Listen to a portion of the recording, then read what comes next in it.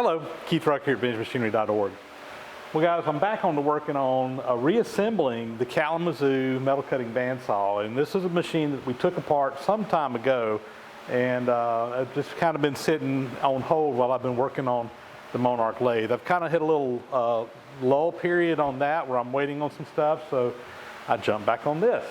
So a little bit of bad news. I came out here and started putting this machine back together, and I was shooting video of the whole thing. When I went in to edit my video, somewhere along the way I lost the first couple of parts of doing this. And I think what happened is I let my daughter borrow a memory card for her camera, and I think she, and it's my fault, I gave it to her, but I think she took my video and shot photos on top of it. Again, sorry about that. I'm going to talk a little bit about what we did, and once we get to a certain point, we'll kick in with the video of me restoring this machine or putting it back together. So I started off, let me just start off by saying this, and this was done off camera.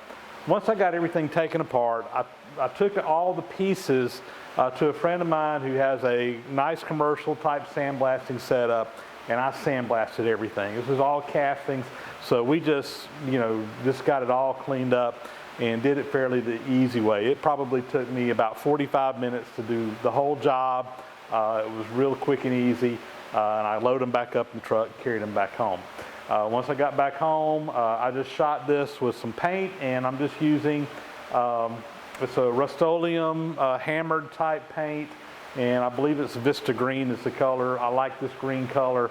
It's the same color that I ended up doing my Wilton Vice in and some other things I've used it on around the shop. But anyway, that's the color that we went with, and it is somewhat similar to the color that these Kalamazoos were, at least some of them were when they were new. And then I've kind of got some other pieces in here accented in black.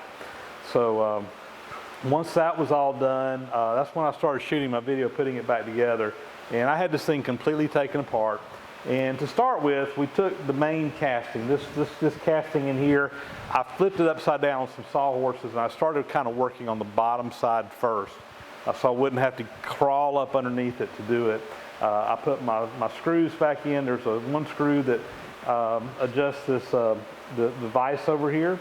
There's another one that goes in there that kind of does a quick release so you don't have to pull it in and out. I got all that in. I put the nut in the bottom, and we put the movable jaw on. Next thing we did is I attached the legs, and once that was done, basically I took my engine hoist, picked it all up, turned it over, set it back down on the ground. This thing is heavy. And then I think with that is kind of where my video kicks back in. Again, I apologize for losing that, but we'll take you on the rest of the assembly of this based on the video that we shot.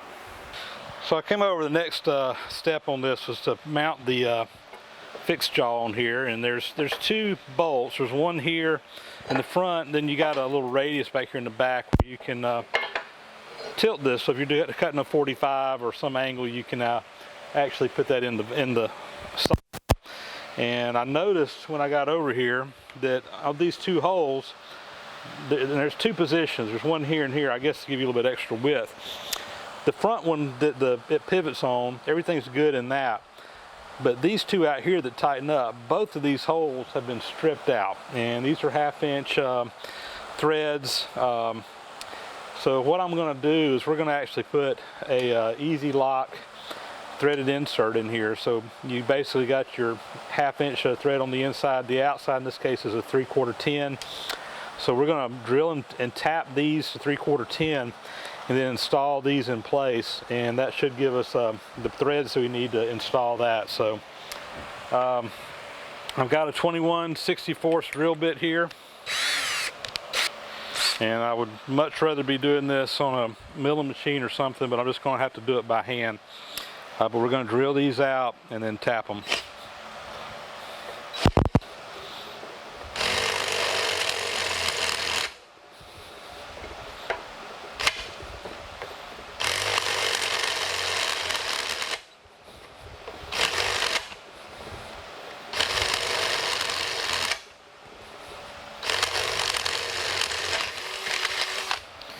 All right, there's one. Just kind of grab it in this cast iron. All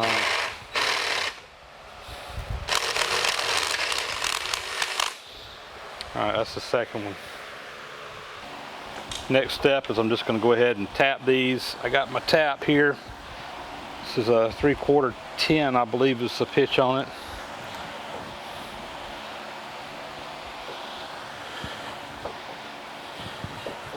Here we go.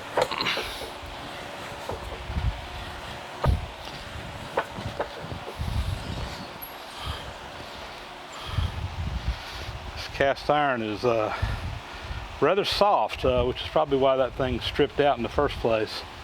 I might need to check those threads on the other side and see if I need to go ahead and do those while I'm at it. So again, here's our little thread insert. It's threaded 3/4 10 on the outside and 1/2 inch 13 on the inside. It's got a little slot here in the top that you drive it in there with, and you can use a screwdriver to do this, although I got a little thread insertion tool here that's made for this, so it just fits right down in there. There's 2 little slots in there. It catches that, and that's just a perfect fit. So we are going to, we want these things to go in there and stay in there and be permanent, so I'm using some high strength Loctite 271. This is the permanent Loctite material, and I'm just going to put a nice good coat of that on there, and hopefully that will lock this thing in place. And voila. We'll let that Loctite set up on there, and we should be in business. And I'm gonna go ahead and insert the second one as well while I'm at it here. I'm gonna tighten these on up.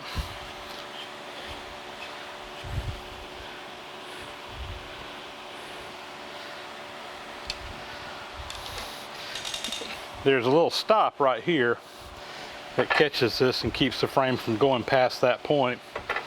And the other side, as you'll see, will have a spring to kind of put some tension on it, so it's not so heavy. Let's go around the other side and get it on. So now comes the fun part. I need to get this whole arm here that holds the blades and the wheels and all that mounted, and it's just heavy, so I'm employing the use of my engine hoist here kind of as a crane. And what we got to do is get these lined up, and there are 2 pinholes, and then there are also 3 bolt holes that all have to be lined up. Now, I think what I'm going to do is try to get these pins lined up first, and I'm just going to use a C-clamp to kind of squeeze all this together, hopefully. And get everything lined up. I can see my second pin. There it goes. All right, that's probably close enough now to get the bolts in here, and we can finish tightening it down with these bolts.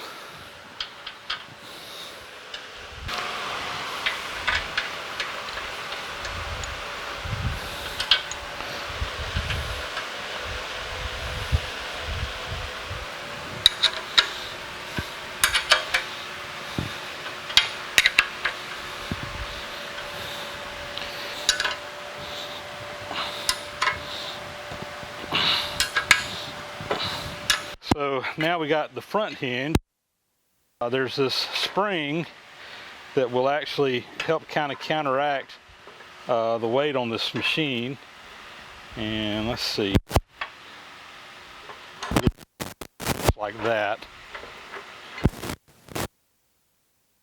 And what I'm gonna have to do is kind of lift up on this, get those pins lined up, and at the same time push this other piece in. All right, well, I had to reposition to get these pins to line up. I had to just kind of lift out on things a little bit, but I think we got them kind of going together now. I'm gonna see if I can squeeze them in just like we did before. And as I'm doing that, This piece down here has kind of got to go in at the same time. One of my pins just fell out. It's all right, I think.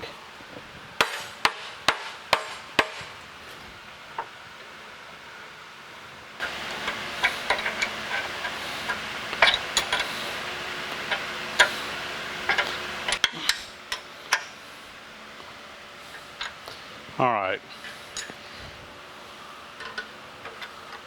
Now I got an alignment issue over here. I'm gonna go get a tapered punch and see if I can't get these back aligned and get my pin back up in there, because it's not lining up right this minute. This is where my pin needs to go.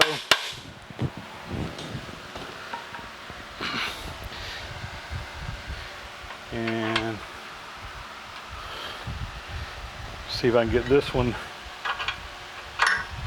going. That should help align them.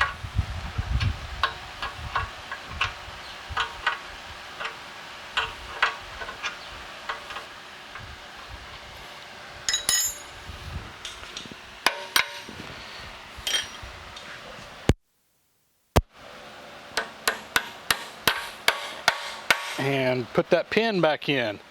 Good deal. And one last bolt here.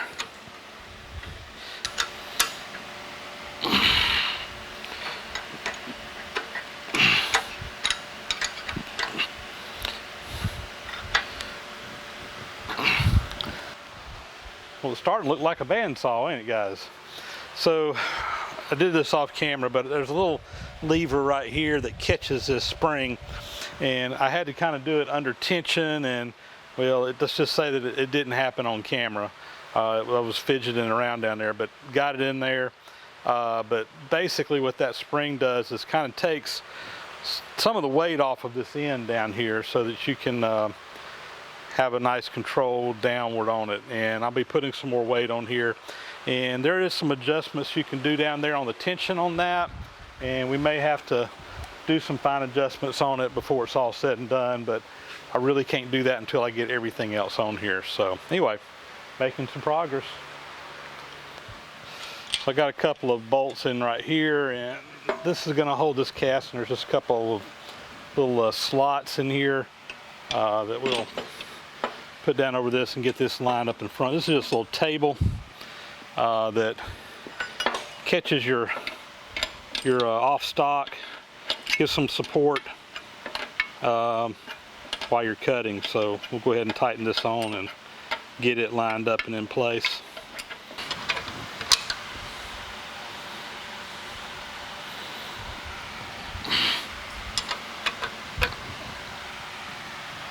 All right, that's in place. So moving right along here, our next step is I want to put this piece in here, and this is basically just a stub axle that the outside wheel rotates on, and it's made where you can adjust it to tighten the wheel. There's also adjustments in here to adjust the angle of the wheel to get it tracking right. Now for the adjustments in and out, it's just going to mount up in here, and there's a couple of slots here, or pieces of steel here that it kind of slides on. I'm going to go ahead and put the first one, just kind of get it in here.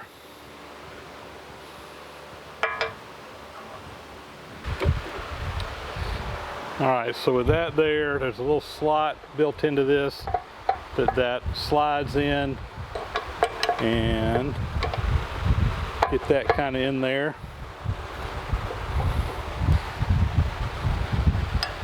Second piece goes right here. Same setup as before. Get these lined up, and we'll get these tightened down.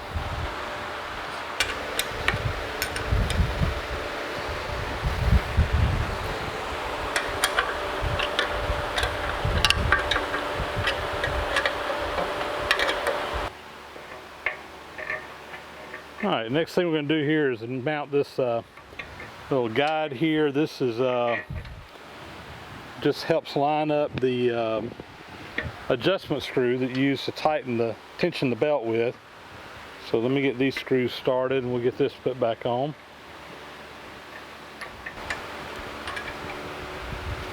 Alright, let's got that back on there. And then we put this handle on the end, and again, this is just for tightening the belt. This piece here will slide back and forth in these little ways, and once this is in here, you can use this to get that blade adjusted and tight like you want it. So anyway, we'll go ahead and just kind of put that on there for right now. So over on this end of the machine, we have the gearbox here. It's kind of heavy. Shaft comes in on one end, and it goes through a worm reduction, and that drives the wheel on this side. So this thing's kind of heavy. Hopefully I'm going to be able to finagle this thing in here. Again, this would be a nice time to have an extra person in the shop, but I don't have that privilege, so I'll just have to wrestle with it.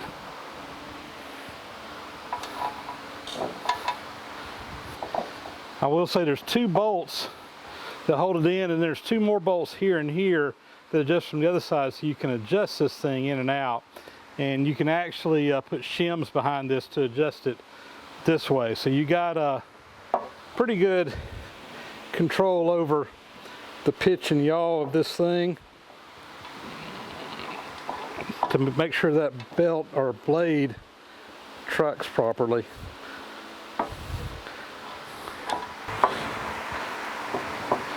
I think I found it. All right, that's one side.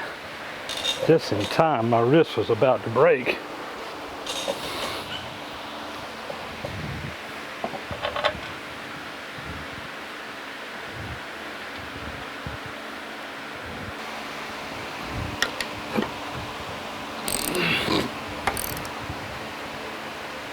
All right. Perfect. All right, next thing we're going to do here is install the driving wheel. We got a Woodruff key on the shaft. That's got to line up in here. So let me see if I can kind of get this thing heading in the right direction here. And yeah, it looks like it's going right on. 1 7/16 inch wrench here, and we'll tighten this right on.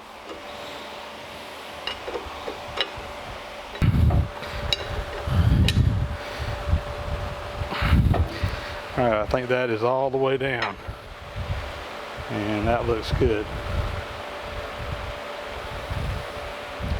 All right, so this is the second wheel, and the second wheel is not driven. It's just going to be an idler wheel, and to idle on there, we got a couple of bearings that go down in here. Now, I pressed the old bearings out. These are brand new bearings we're going to put in, and they just basically, there's 2 of them. There's an inner bearing and outer bearing, and there's a spacer that goes in between them. I'm just going to, I got a little bolt here. We're just going to kind of drop that down in there to get this bearing going. And this should just press right in. It shouldn't be very tight at all. And I'll tell you what, let me get it down. Okay, it's going to go all the way to the bottom. I wasn't sure that ram was going to fit in there.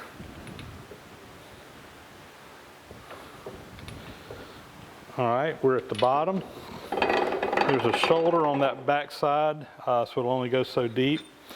And we will slide our second bearing on. I'm using this bolt just as an alignment tool to keep that spacer in there properly aligned. And now we'll push the second one in.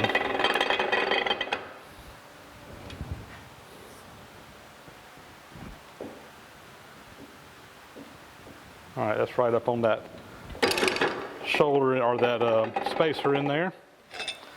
And those are aligned and ready to go on the shaft, so let's go put her on. So this wheel just sets right down on here, and I'm gonna probably have to kind of tap it in there. Shouldn't be too tight.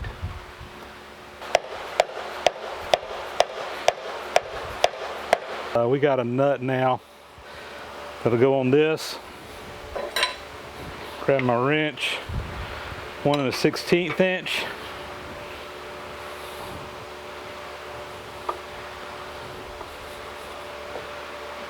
There we go, and nice wheel, looking good. All right guys, I think we're going to be a wrap for this video. I've still got some more things we got to get done on this this thing, but I'm at a stopping point right now just because I need to get my motors kind of the next thing to put on here, and I got some stuff to do to it to get it ready first. So we're gonna go ahead and finish this one up here, and we'll continue this restoration, this assembly of this Kalamazoo bandsaw in another episode coming up soon. Thanks for watching, guys.